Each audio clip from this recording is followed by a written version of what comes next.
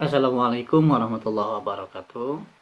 Teman-teman, tentunya kita sudah mengetahui bahwa minat baca masyarakat Indonesia itu sangat rendah dan jauh dari negara-negara lain. Tapi apakah kita sudah mengetahui penyebab dari rendahnya minat baca masyarakat Indonesia?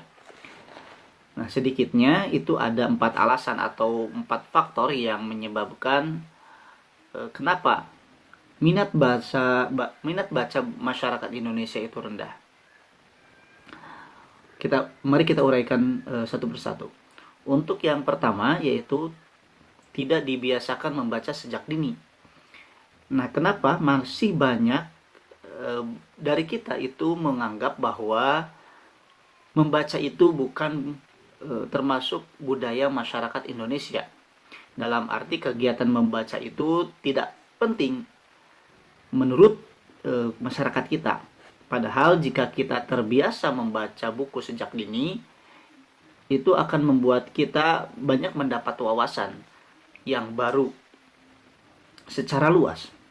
Makanya kenapa ada peribahasa buku adalah jendela ilmu. Karena dengan membaca kita mendapat wawasan dan juga pengetahuan yang belum pernah diketahui. Jadi masyarakat kita itu masih menganggap bahwa membaca itu hanya merupakan salah satu dari tugas sekolah. Padahal tidak seperti itu. Seharusnya membaca itu menjadi sebuah kebiasaan atau bisa jadi menjadi sebuah kebutuhan. Karena mungkin masyarakat kita itu tidak haus akan ilmu. Padahal jika ada rasa haus akan ilmu, membaca itu menjadi sangat penting dan menjadi terbiasa untuk membaca, sehingga dengan terbiasa ini menjadi butuh untuk membaca. Kemudian faktor yang kedua yaitu pengaruh lingkungan sekitar, terutama keluarga ya. Jika dalam keluarga saja tidak ada dorongan untuk membaca, maka kecil kemungkinan seseorang akan gemar untuk membaca. Karena tidak adanya dorongan dari keluarga, dari orang tua, dari saudara, ataupun dari lingkungan-lingkungan keluarga sendiri. Ditambah lagi jika lingkungan sekitar atau pertemanan misalnya jauh dari kata senang membaca. Bahkan untuk membuka buku saja itu malas. Sudah barang tentu akan sulit untuk gemar membaca dan punya minat untuk membaca. Jadi memang pengaruh lingkungan itu sangat penting. Selain karena dibiasakan dari sejak dini, pengaruh atau faktor lingkungan itu sangat penting untuk meningkatkan minat baca masyarakat kita, terkhusus di keluarga ya. Jadi para orang tua itu harus membiasakan membaca anak-anaknya atau menjadikan anak-anak itu senang untuk membaca. Yang ketiga yaitu pengaruh teknologi dan media. Penggunaan teknologi dan media berbasis digital yang semakin marak membuat semakin jauh dengan buku. Karena contohnya handphone ya, dengan banyaknya memegang HP atau memegang handphone, maka waktu yang sangat luang atau waktu luang itu digunakan hanya untuk bermain handphone atau bermain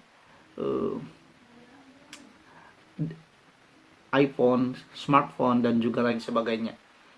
Jadi kalau orang-orang dulu itu biasanya selain melakukan kegiatan-kegiatan yang lain, itu kalau ada waktu luang itu dibiasakan untuk membaca buku. Nah, hasil riset dari Semiokas menunjukkan bahwa Indonesia itu termasuk urutan kelima sebagai negara paling cerewet di media sosial. Bahkan itu menyaingi New York dan juga Tokyo. Namun perlu digarisbawahi bahwa bukan berarti kemajuan teknologi ini yang semakin maju dan semakin pesat itu berdampak buruk secara keseluruhan sehingga menyebabkan rendahnya seseorang terhadap minat baca. Itu kembali lagi terhadap perilakunya masing-masing, perilaku pribadinya masing-masing, atau ya tergantung pribadinya masing-masing. Jadi bukan sebuah alasan dengan majunya teknologi kemudian, bukan satu-satunya alasan dengan majunya teknologi kemudian minat baca masyarakat kita itu rendah, tetapi mungkin karena memang kita kembalikan pribadinya yang belum senang untuk membaca. Nah, itu termasuk dari faktor yang keempat, yaitu tidak adanya kesadaran diri akan pentingnya membaca. Padahal jika ada kesadaran diri itu pentingnya untuk membaca, maka akan sangat berminat untuk membaca.